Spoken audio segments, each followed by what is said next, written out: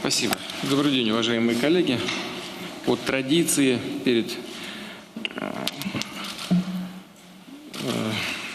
заседанием наблюдательного совета мы познакомились с итогами работы и новыми проектами агентства. Было очень интересно, хочу это подтвердить. Хотел бы всем сказать большое спасибо за результаты, за настойчивость и за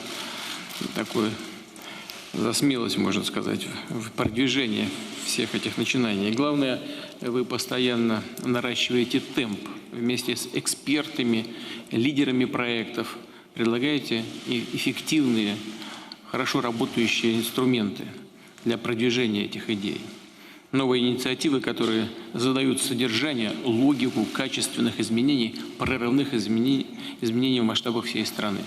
Я очень рассчитываю на то, что вот то, что я сегодня увидел, будет проецироваться как раз на всю экономику, на всю страну. Что бы хотел особо отметить, во многом благодаря именно вашим усилиям, уважаемые коллеги, удалось запустить важные, значимые процессы. Когда команды коллектива, а это участники стартапов, предприниматели, волонтеры, просто активные граждане, объединяются в сплоченные сообщества единомышленников, это всегда приносит конкретный позитивный результат. Чтобы вместе продвигать не просто отдельные, а большие системные проекты, конечно, нужно уметь создавать и работать в командах, создавать эти команды и работать в них. Уверен, одним из таких мозговых центров, а мы сегодня видели вот нарождающиеся центры в разных отраслях. Вот одним из таких центров для создания прорывных идей станет и 39-я точка кипения, на которую агентство открыло здесь, в доме коммуне, можно сказать, уникальном по своему содержанию учреждении, так назовем его.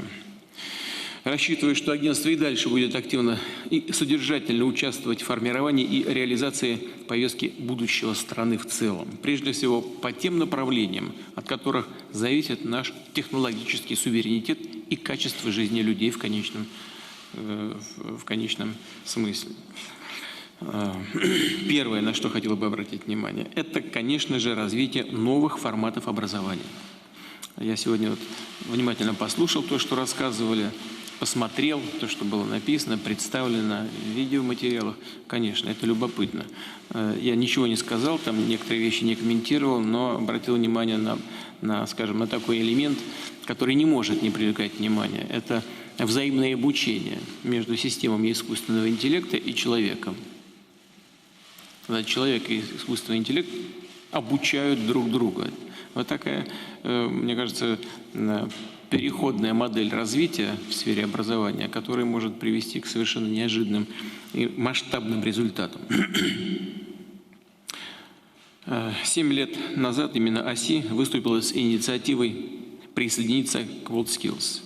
Участие в этом международном движении, победы нашей сборной стали стимулом для совершенствования всей системы подготовки кадров. Используя полученный опыт, нужно развивать передовые модели обучения профессиям будущего, внедрять форматы непрерывного образования людей всех возрастов. Сегодня тоже как раз об этом говорили, очень интересно, убедительно показали, насколько эффективно можно работать в этой сфере. Чрезвычайно важное направление, имея в виду грядущие демографические изменения и изменения на рынке труда. Второе – это формирование среды для мощного технологического развития. На встрече с предпринимателями мы подробно говорили о снятии правовых и других преград для отечественных компаний и стартапов. По итогам будут сформулированы поручения министерствам, ведомствам. И хотел бы повторить, эта работа должна вестись в прямом контакте с агентством и участниками национальной технологической инициативы. Третье. В послании Федеральному собранию в 2019 году поручил тогда, надеюсь, вы это помните, ОСИ вместе с деловыми объединениями запустить специальную цифровую платформу, с помощью которой предприниматели могли бы сообщать о случаях давления на их бизнес. Вот сейчас были представлены предложения по поводу того, что и как нужно сделать в этом направлении. Не просто это идет. Тоже не стал там ничего комментировать. Знаю реакцию некоторых своих коллег на эти предложения, но хочу вас заверить, сделаю все для того, чтобы эта предлагаемая система в более совершенном виде или в каком-то другом реально функционирующем, чтобы эта система была внедрена. Ничего здесь не вижу опасного для правоохранительной сферы, кроме одного – сделать работу всей правоохранительной системы более эффективной, отвечающей требованиям сегодняшнего дня, обеспечивающим интересы общества в целом, как отдельных граждан, так и предпринимательского сообщества в целом. Четвертое – это создание условий для развития волонтерского движения, для эффективного сотрудничества государства и бизнеса, НКО в социальной сфере. Крайне важная для общества тема, на которую постоянно обращают внимание коллеги. В том числе необходимо обеспечить контроль за применением норм закона о социальном предпринимательстве, в разработке которого вы тоже принимаете непосредственное участие. Опираясь на новую законодательную базу, нужно запустить значимые социальные проекты. Речь в том числе о программах обучения и трудоустройства людей старшего поколения. Сегодня тоже говорили об этом, я уже упоминал. О распространении опыта организации долговременного ухода за больными и пожилыми гражданами, а также о развитии профориентации и дополнительного образования подростков, о создании современной инфраструктуры детского отдыха. Далее. Это содействие общественным инициативам в городах и населенных пунктах. Мне очень понравилась сегодня представлена здесь одна из программ, которая может сделать, надеюсь, сделает работу в этой социальной сфере, особенно касающуюся благоустройства населенных пунктов, более эффективной, потому что даст возможность в прямом контакте с гражданами понимать, выявлять их запросы и учитывать их, причем учитывать не на бумаге, не формально, а именно в реальном ее, скажем, звучании, что называется. И думаю, что это чрезвычайно востребовано. Я прошу агентство предлагать и новые эффективные инструменты прямой и, что очень важно, постоянной обратной связи, интерактивных коммуникаций с людьми. Еще одна сфера вашей деятельности, о которой хотел бы сказать особо. В рамках одного из проектов вы на системной основе собираете успешные региональные практики социально-экономического развития. И столь обширная база, я сейчас тоже уже только об этом сказал, своего рода библиотека управленческих решений во многом уникальна. Необходимо сформировать работающий механизм распространения таких практик по всей стране, в том числе через создание стартапов, своеобразных методических рекомендаций для субъектов Российской Федерации. Кстати, такую работу вы уже провели в части делового климата и поддержки добровольческих инициатив. И, конечно, нужно продвигать наш успешный опыт реализации проектов развития на глобальном уровне. Говорил об этом на Санкт-Петербургском экономическом форуме, если вы обратили внимание, в этом году. Тем более, что запрос на эффективные управленческие решения есть и со стороны других государств и международных организаций. Давайте пообсуждаем все, что вы считаете целесообразным сегодня обсудить. Пожалуйста, Светлана. Уважаемый Владимир Владимирович, уважаемые члены наблюдательного совета, вы сейчас увидели, как агентство стратегических инициатив работает в рамках новой стратегии. И прежде чем рассказать о промежуточных итогах работы в этом году и перспективных предлагаемых инициативах, Владимир Владимирович, я хотела бы еще раз поздравить нашу сборную «Молодые профессионалы» с блестящей победой на Всемирном чемпионате. Я хочу сказать, что это серьезная веха для агентства стратегических инициатив, потому что в 2012 году это был один из лидерских проектов, инициатив, которые мы предлагали тогда поддержать. мало кто верил, а вы поверили, Владимир Владимирович, в нас. И сегодня я считаю, что вот смысл работы ОСИ и наша стратегия как раз иллюстрируется, как из лидерской инициативы вырастают глобальные системные изменения. И в этом видим как раз нашу задачу в работе по всем направлениям. А теперь кратко я хотела бы рассказать о 5 направлениях работы агентства. Первое – это вопросы, связанные с подготовкой кадров для новой экономики и вопросы образования. Безусловно, важно, что мы последние годы занимались созданием экосистемы, вовлечения детей в техническое творчество, создавали инфраструктуру. Кванториумы сегодня работают почти по всей стране, уже 80 тысяч детей прошли через эти программы. Кружковое движение, Олимпиада, НТ – это все те проекты, которые поддержаны наблюдательным советом. И у нас сегодня в любом регионе ребята могут попробовать себя в нескольких профессиях. Мы запустили губернаторские школы. Вот все губернаторы, члены наблюдательного совета, еще с десяток у нас участвуют в этой программе, что дает возможность школьникам, начиная с 12 лет, Владимир Владимирович, и до 1-2 курса, получить индивидуальную программу в течение года, попробовать несколько специальностей, попробовать себя в практической проектной деятельности. У нас больше 150 компаний крупных по всей стране поддерживают эту программу, предоставляют свои площадки, а также формулируют запрос на уровне региона, какие компетенции, какие профессии им нужны. И очень здорово, мы проводили первый опрос среди участников программы «Дети». 70% сперва сказали, что они планируют уехать, поступать в федеральные вузы и, наверное, в регион не вернуться. Вот год прошла программа, обсуждали это с губернаторами, теперь 70% сказали, что нет, мы останемся, потому что нам интересно, мы понимаем, где мы востребованы и где мы нужны. И мы считаем, что это тоже такой успех общей работы. Университет 2035. Проект агентства, результаты которого тоже мы сегодня вам представляли, является оператором федерального проекта образования в части как раз подготовки кадров для цифровой экономики. И сегодня тоже показали вам собранную программу для людей старшего поколения «Навыки будущего», которая сегодня запускается тоже во всех регионах нашей страны. 120 компетенций представлены, и люди могут получить потом международный сертификат, который признается в 80 странах. Цифровая платформа образования, которую вместе со Сбербанком тогда в январе Владимир Владимирович просили поручения по пилотированию. С 1 сентября, вот сегодня обсуждали, Герман Оскарович уже запустили в 5 регионах. Дети могут уже учиться на этой платформе.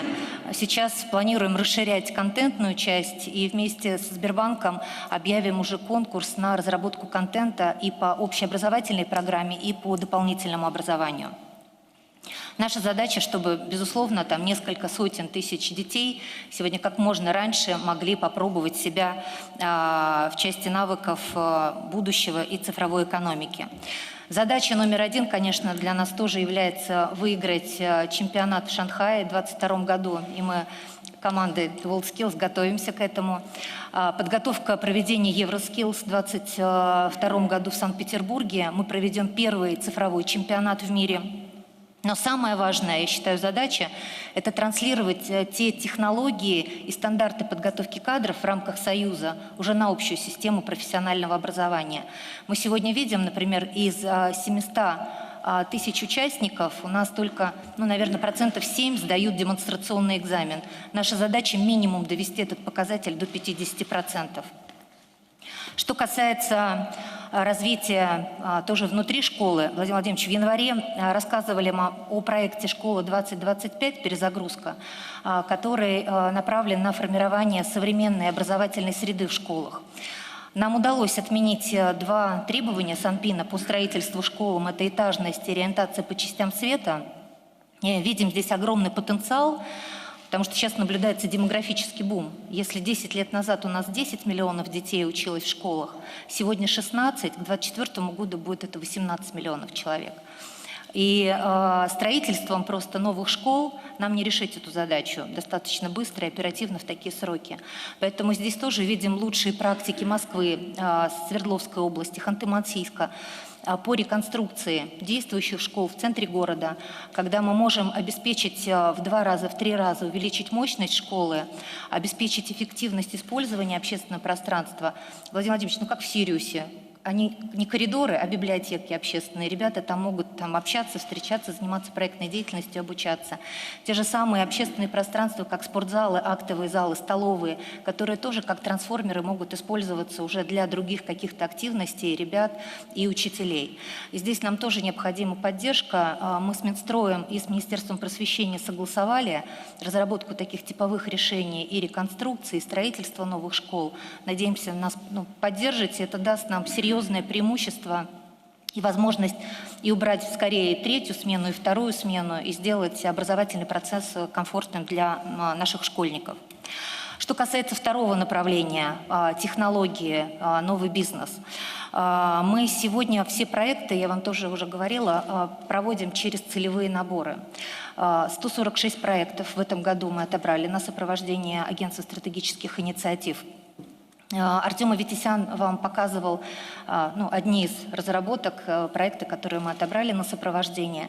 И мы активно работаем сегодня с институтами развития, с крупными компаниями, с госучастием, а также частным бизнесом.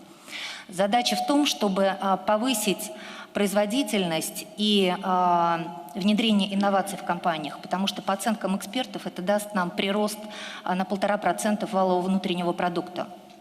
И у нас сегодня порядка 60-70 компаний, которые участвуют и внедряют модель инновационной открытости, а также формулируют запрос на как раз целевые отборы технологического развития. Это технологии в промышленности, сельскохозяйственном машиностроении, безопасности энергетики, это цифровые решения для крупных компаний и предприятий.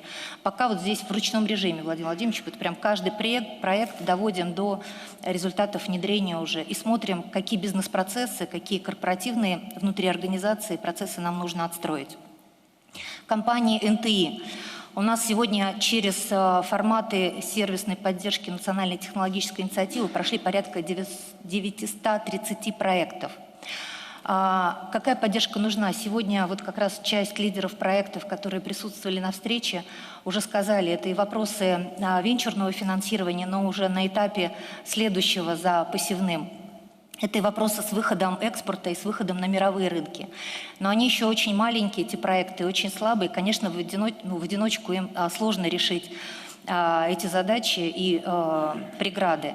И здесь нам очень важна такая внешнеполитическая поддержка, ваша поддержка, Владимир Владимирович, чтобы действительно обеспечить рост и развитие вот этих пока небольших технологических проектов, но очень перспективных.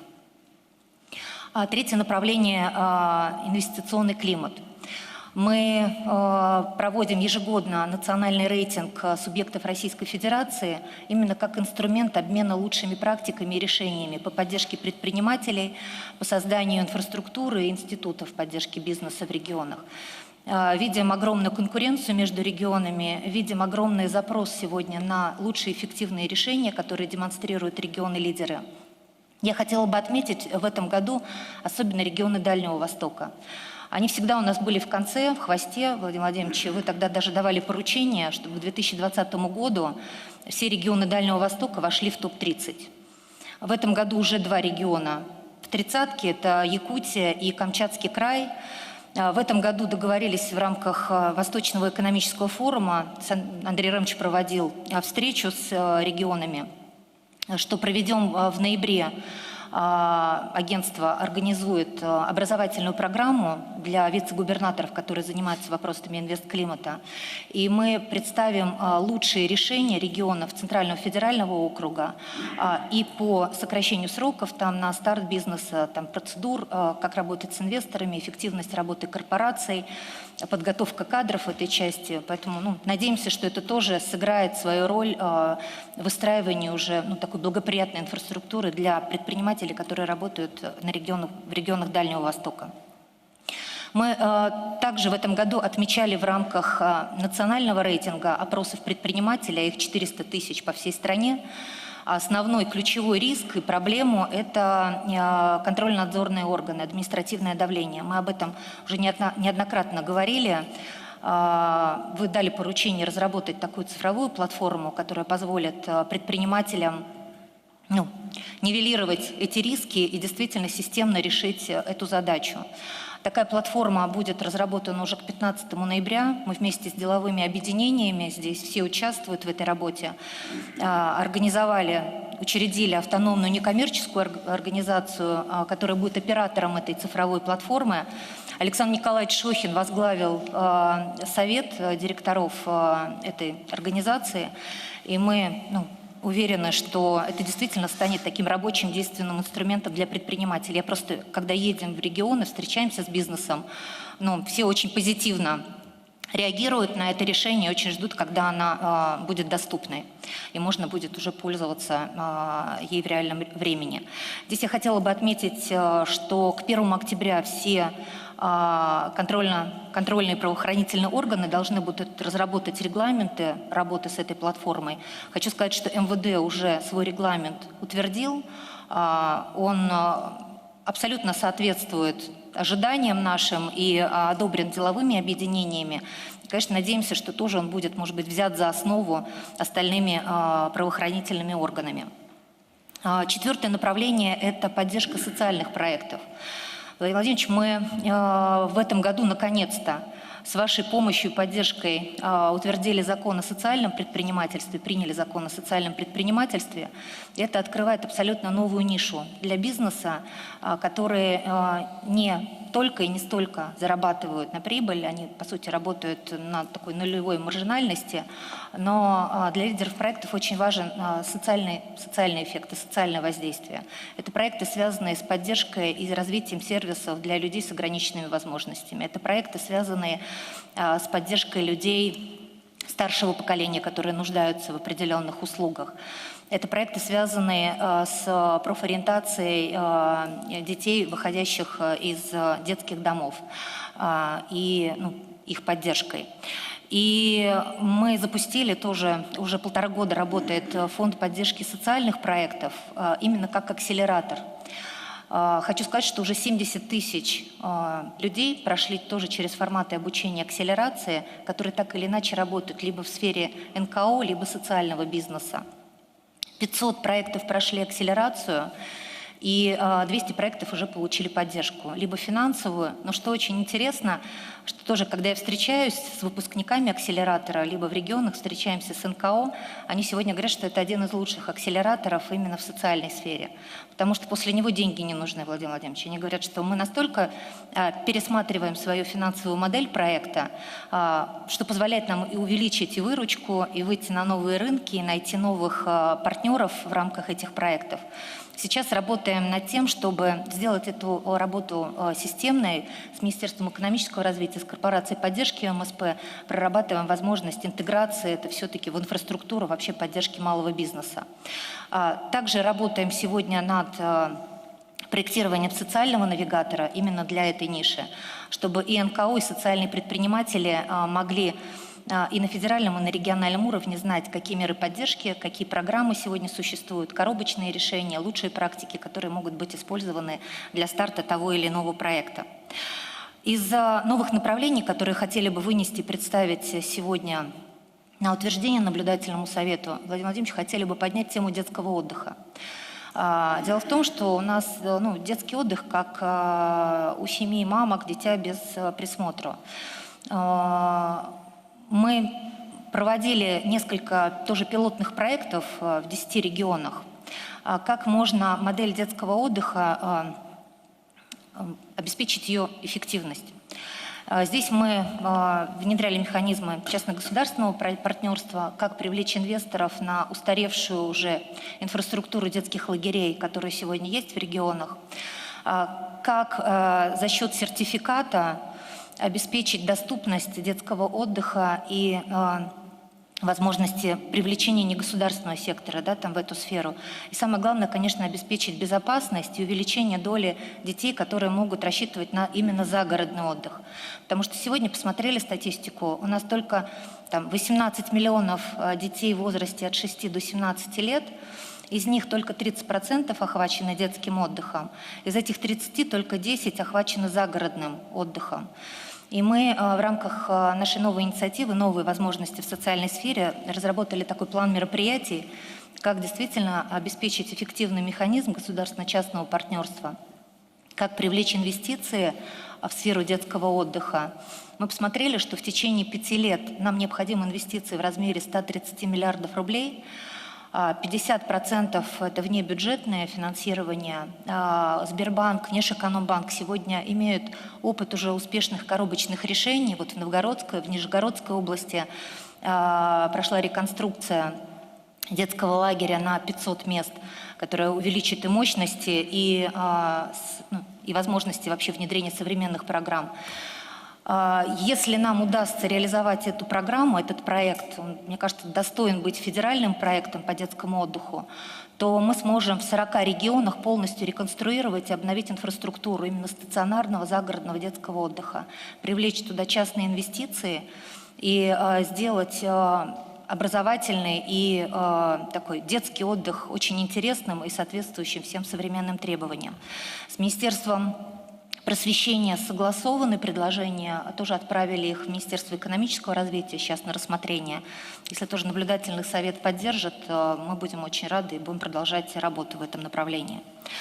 То же касается развития экотуризма. Также подготовили, разработали вместе с Министерством природных ресурсов, как создать возможность ими развития ОПТ, закрытых территорий, сделать возможным их для проведения отдыха туристов, какая инфраструктура нужна, что такое у нас экотропы.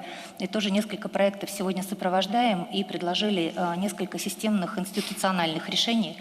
Тоже вместе с Министерством экономического развития сейчас будем отрабатывать. 5-е направление – это лучшие практики и региональное развитие. Вы отметили сегодня, Владимир Владимирович, что действительно агентство по ряду своих направлений, мы стараемся все системные решения упаковывать в такие транслируемые, тиражируемые решения, которые могут использовать потом другие субъекты. У нас сегодня в нашей базе знаний 78 решений абсолютно по разным направлениям. Это и социальная сфера, сфера здравоохранения, жилищно-коммунального хозяйства, городского благоустройства. И хочу отметить, что 56 субъектов уже их используют. И мы видим повторное внедрение и повторный эффект. Сейчас предлагаем наблюдательному совету 3 комплексных решения в рамках достижения национальных целей. Я думаю, что это будет серьезной поддержкой для губернаторов и для регионов. Что такое комплексное решение? Комплексное решение – это набор нескольких лучших практик региональных, которые доказали свою эффективность. Но вот одно из них, Владимир Владимирович, индивидуальное жилищное строительство. У нас сегодня задача в рамках национального проекта построить 40 миллионов квадратных метров индивидуального жилищного строительства. Посмотрели, а кто у нас лучшие регионы сегодня. Центральный федеральный округ у нас лидеры Белгородская и Липецкая область, которые просто в несколько раз превосходят мощности по сравнению с другими регионами. Посмотрели, как они достигли этих показателей, какие инструменты, какие меры поддержки у них работают. И, по сути, тоже сформировали как некую пошаговую инструкцию, как нужно провести там аудит земельных участков, которые подходят под ИЖС, как взаимодействовать в части создания инфраструктуры социальной, транспортной и инженерной инфраструктуры. Как сделать это в системе одного окна, достаточно быстро и оперативно договориться с ресурсно-снабжающими организациями. Как обеспечить все финансовые инструменты, в том числе там, коробочное решение по ипотеке. Вот как раз Липецкая область со Сбербанком разработали такой продукт ипотека именно под ИЖС, который сегодня вот уже внедряется и работает. И, по сути, вот этот комплекс решений, он нам позволит обеспечить на уровне там, даже пилотных 10 регионов решение этой задачи по вводу жилья в сфере индивидуального жилищного строительства. С Министерством строительства отработали, вот сейчас тоже с руководителями регионов обсуждали, кто готов выступить там, пилотными регионами. Тоже были бы благодарны за поддержку, Владимир Владимирович. Второе решение, вы давали поручение регионам разработать в январе их региональные программы по модернизации оказания первичной медицинской помощи. Мы сейчас тоже посмотрели, Владимир Владимирович, какие есть лучшие успешные решения региональные на уровне регионов с точки зрения оказания медицинской первичной помощи. Здесь тоже есть интересные решения, там Калужская область, Белгородская область. Мы их сейчас тоже конструируем в комплексное решение и надеемся, что это тоже станет серьезным подспорьем для регионов в решении этой задачи. И третье комплексное решение – повышение рождаемости. Вместе с Андреем Никитиным в рамках рабочей группы по Госсовету по демографии отрабатывали предложения, какие могут быть в этой части. Лучшие практики смотрели региональные, международные. Есть тоже понимание и видение, как это можно упаковать в готовые решения для регионов, которые могут быть использованы. Владимир Владимирович, в рамках наших задач мы хотели бы, чтобы эта платформа была не только в подспорье для регионов нашей страны, но чтобы это была глобальная платформа. Вы на Питерском форуме сказали, давайте представим все наши лучшие решения на глобальной платформе, чтобы они были доступны другим странам, а также глобальные участники могут выкладывать туда свои лучшие практики, лучшие решения, которые мы можем использовать мы. Мы такую работу сегодня ведем. Проект «Смартека», который мы тоже должны до конца года уже запустить, и уже ведем переговоры с крупными международными институтами. Всемирный банк готов здесь обеспечивать трансфер наших решений, плюс выкладывать свои лучшие практики. С Организацией Объединенных Наций, ЮНИДО, странами, деловыми объединениями Кореи, Японии вызывает огромный интерес. Но самое главное, это даже не просто платформа. Получается, что ОСИ может и готова решать глобальные задачи. И мы хотим, чтобы из каждой лидерской инициативы у нас действительно выходило системное, позитивное, эффективное изменение и решение. И чтобы добиваться таких глобальных целей, мы хотим, чтобы у наших сообществ, которые вокруг агентства стратегических инициатив, тоже такие возникали международные и глобальные связи. Международные точки кипения у нас сегодня появляется одна. Мы надеемся, что, конечно, они тоже будут увеличиваться, и такой формат будет интересен нашим зарубежным партнерам и коллегам. Наши все цифровые решения, цифровые сервисы мы тоже делаем абсолютно открытыми для того, чтобы наши лидеры могли знакомиться друг с другом, чтобы происходил некий нетворкинг, формирование новых команд и новых сообществ. И мы очень благодарны нашему наблюдательному совету, Владимир Владимирович, вам лично, за то, что это становится возможным. И я говорила, что если мы раньше могли поддерживать 100 проектов, сегодня наша задача в этом году вовлечь 1 миллион человек во всевозможные наши активности, образовательные треки, акселерационные программы, поддержка проектов конкретных, снятие ограничений, административных барьеров. И хотели бы еще, так как задачи увеличиваются и масштаб увеличивается, Владимир Владимирович, у нас огромную роль играет экспертный совет. Мы хотели бы предложить председателям экспертного совета утвердить Игоря Ивановича Шувалова. Мы с ним предварительно обсуждали. Будем тоже признательны и рады, если такое решение будет принято, и вы поддержите его. А также хотели бы предложить включить в наблюдательный совет мэра Москвы Сергея Семеновича Собянина. С Москвой очень тесно работаем по всем направлениям, и в части инвестиционного климата. Они заняли у нас первое место в этом году в нацрейтинге. И по социальным проектам, по цифровым решениям для регионов они здесь выступают и наставниками, и делятся своими системами, и тоже проектами в сфере образования и по другим направлениям. Я думаю, что здесь тоже экспертиза Сергея Семеновича и возможности нам тоже будут полезны. Спасибо большое, Владимир Владимирович. Просим поддержать. Спасибо большое, Светлана Витальевна. Пожалуйста, коллеги. Прошу вас. Уважаемый Владимир Владимирович,